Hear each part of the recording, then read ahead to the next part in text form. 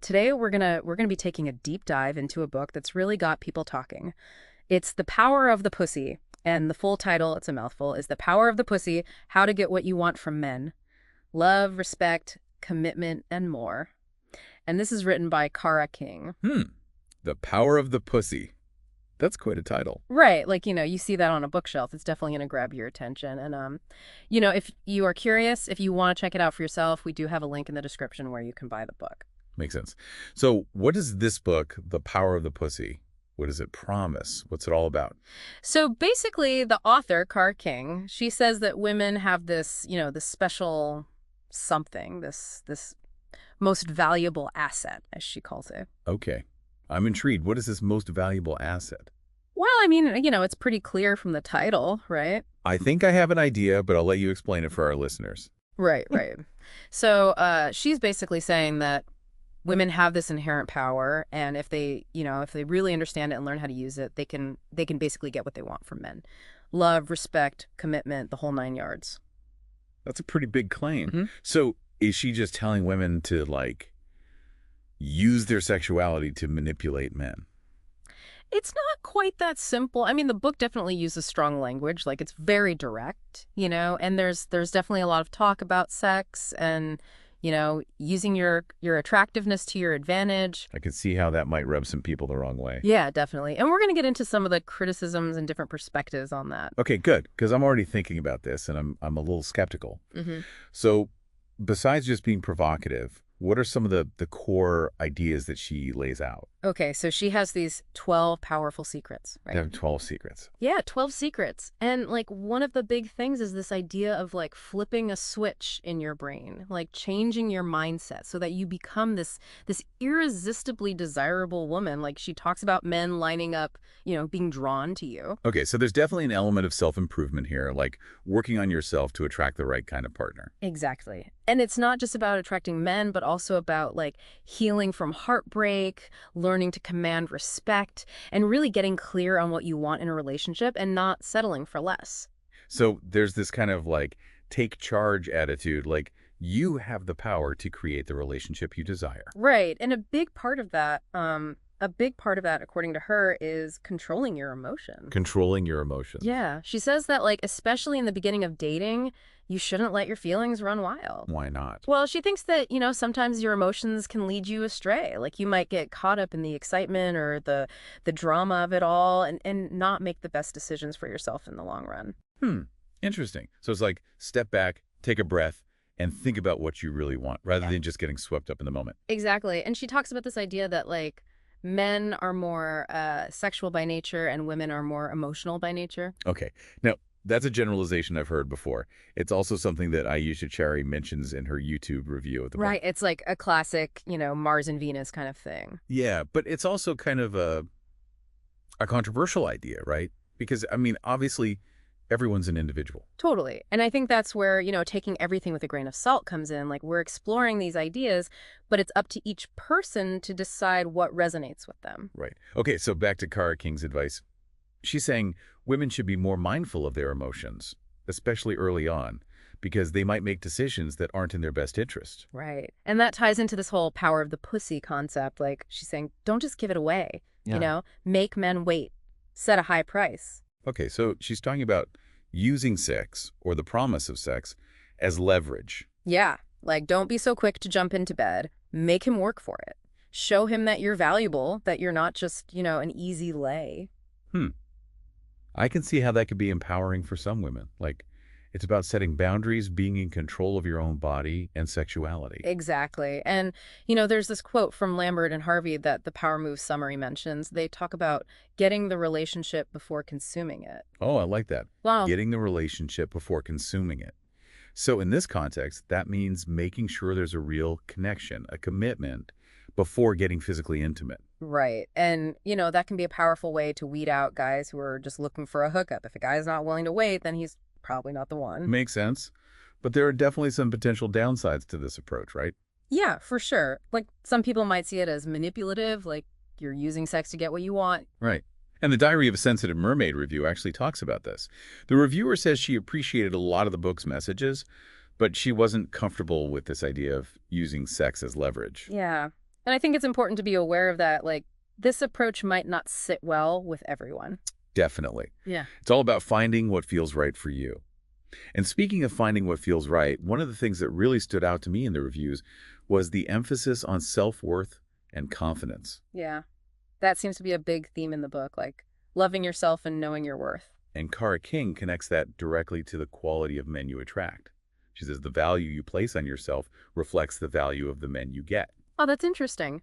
So, like, if you have low self-esteem, you're more likely to attract guys who will treat you poorly. That's what she's suggesting. And, it makes sense in a way. If you don't believe you deserve to be treated with respect, you might tolerate behavior that you shouldn't. Yeah. You might settle for less than you deserve. Exactly. And on the other hand, if you have a strong sense of self-worth, you're more likely to attract guys who will appreciate and value you. So it's not just about, like, tricks and techniques to get a man. It's about working on yourself, becoming the best version of yourself. Right. And that can be really empowering. Like, you have the power to change your own life, your own relationship patterns.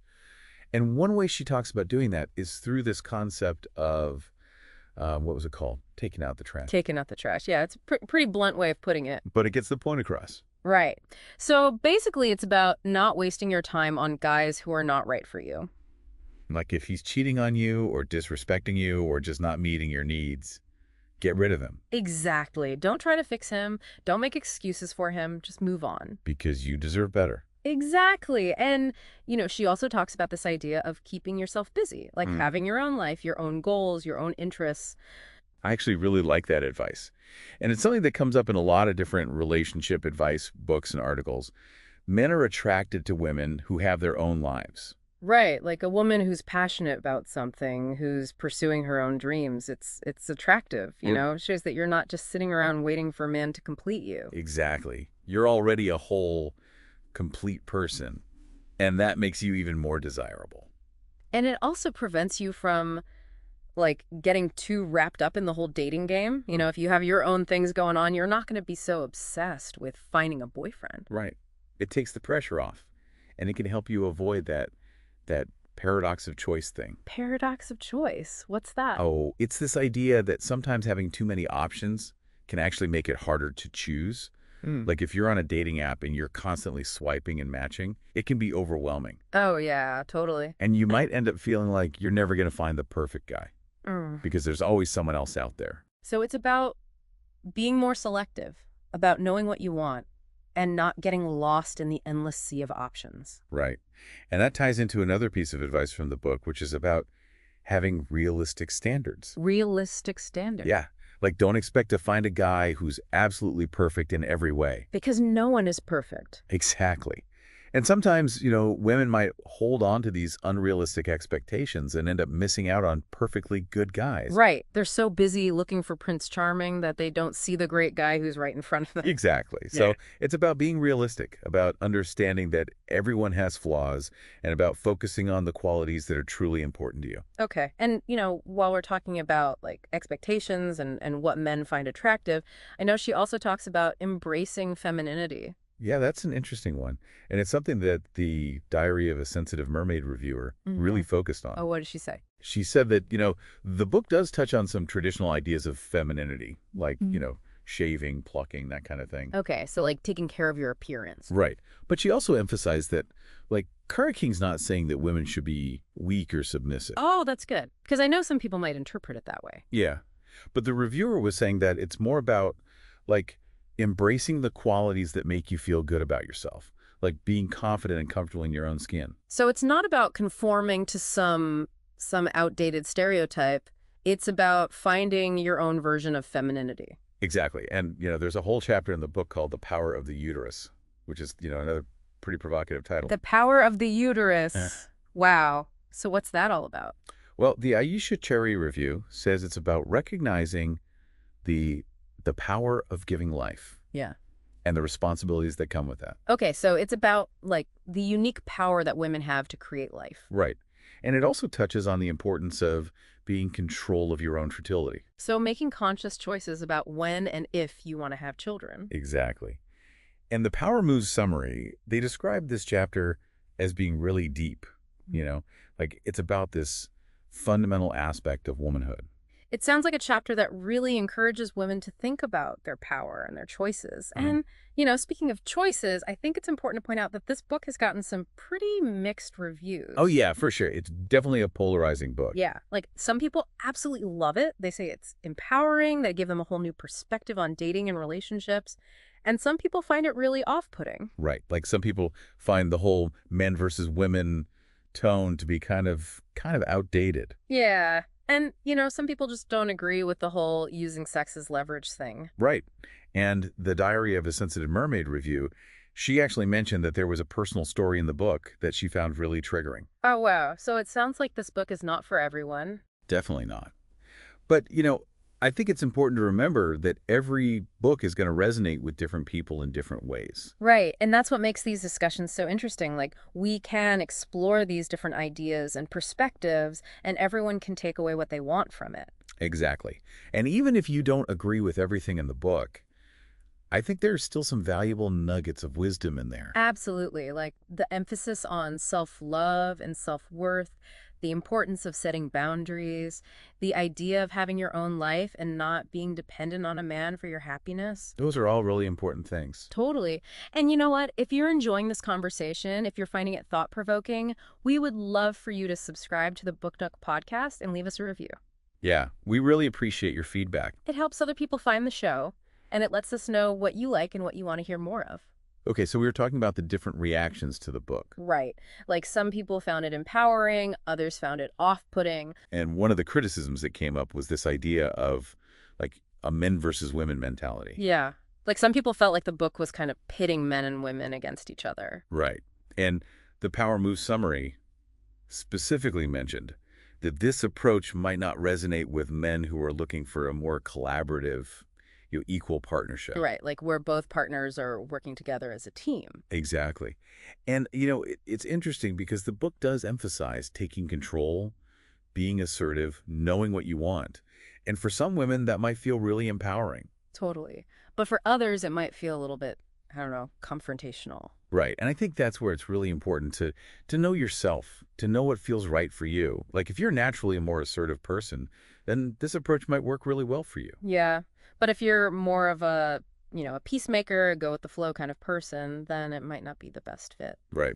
And I think that's one of the takeaways from this whole discussion. Like there's no one-size-fits-all approach to dating and relationships. Exactly. What works for one person might not work for another. And it's all about finding what feels authentic and true to you. Right. And being open to different perspectives, learning from different sources, and then, taking what resonates with you and leaving the rest behind. Absolutely. So, we've covered a lot of ground today. We've talked about the core ideas of the power of the pussy, Yeah. the different reactions to the book, the potential benefits and drawbacks of this approach. Yeah. It's been a really interesting conversation. It has. And I think it's really up to each individual listener to decide what they think about all of this. Right. To read the book, to check out the reviews, and to form their own opinions. Exactly. And if you've enjoyed this deep dive, if you found it helpful or thought-provoking, we would love for you to subscribe to the Book Nook podcast and leave us a review. Yeah, your feedback really means a lot to us. And it helps other people discover the show. So thank you so much for listening to the Book Nook podcast. And if you're interested in learning more about the power of the pussy, you can find a link to buy the book in the description below. And until next time, happy reading.